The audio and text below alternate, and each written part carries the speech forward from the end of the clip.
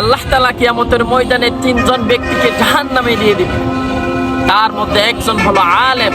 সর্বপ্রথম একজন আলেমকে আল্লাহ তাআলা জাহান্নামে নিক্ষেপ করবে। আলেম আল্লাহ তাআলার কাছে জিজ্ঞেস করবে, ইয়া আল্লাহ, আমি তো দুনিয়ার মধ্যে আলেম অর্জন করেছি, মানুষকে শিক্ষা দিয়েছি, যতটুকু পারি আপনার ইবাদত করেছি। আল্লাহ তাআলা বলবে, না ও বান্দা, তুমি তো এগুলো আমার জন্য করো না, এগুলো তুমি মানুষদেরকে দেখানোর জন্য করেছো, তুমি মানুষদেরকে সম্মান পাওয়ার জন্য করেছো, মানুষদেরকে তুমি এই কোরআনকে, তুমি এই আলেমকে পুঁজি বানিয়ে মানুষের কাছ থেকে সম্মান নেওয়ার জন্য তুমি যাই করেছো দুনিয়ার মধ্যে সব মানুষকে দেখানোর জন্য। সুতরাং তুমি দুনিয়ার মধ্যে পেয়েছো, আজকে তোমার জন্য কিছু না, তাকে জাহান্নামে দিয়ে। দ্বিতীয় নম্বর হলো দানবীরকে একজন দানবীরকে আল্লাহ তাআলা জাহান্নামে দিয়ে দিবে। তখন সেই দানবীর আল্লাহর কাছে প্রশ্ন করবে, আল্লাহ, আমি তো দুনিয়ার মধ্যে মানুষকে অনেক দান করছি, মসজিদ, মাদ্রাসা, এতিম, মিসকিন, অসহায় পরিবারকে আমি অনেক দান করেছি, সেই দানের উসিলা আমাকে জান্নাত দেওয়া যায় না?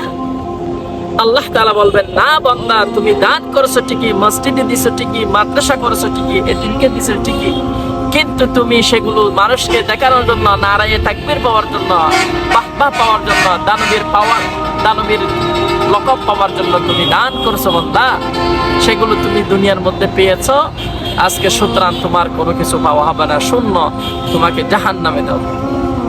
তিন নম্বর ব্যক্তি হলো যারা যুদ্ধ করেছে আল্লাহর রাস্তায়।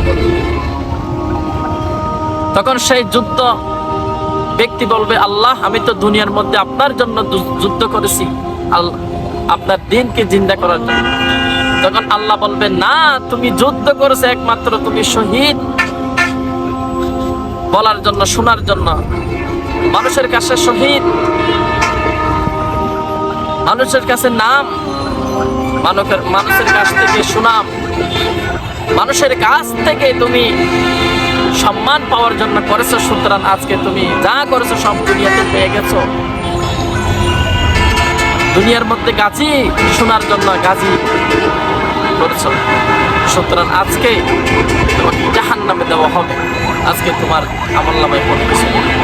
সুতরাং এই গল্প থেকে, এই হাদিস থেকে আমাদের শিক্ষা নিতে হবে, আমরা যে কাজ করি না কেন, আমরা প্রত্যেকটি কাজ আল্লাহ তাআলার জন্য করব। আল্লাহ তাআলা কারো সুন্দর বডি, ধন, দৌলত, সম্পদ কোনো কিছু দেখে না। আল্লাহ তাআলা দেখে একমাত্র তাকওয়া। আল্লাহ তাআলা আমাদের সবাইকে বুঝে শুনে আমল করার তৌফিক দান করুন।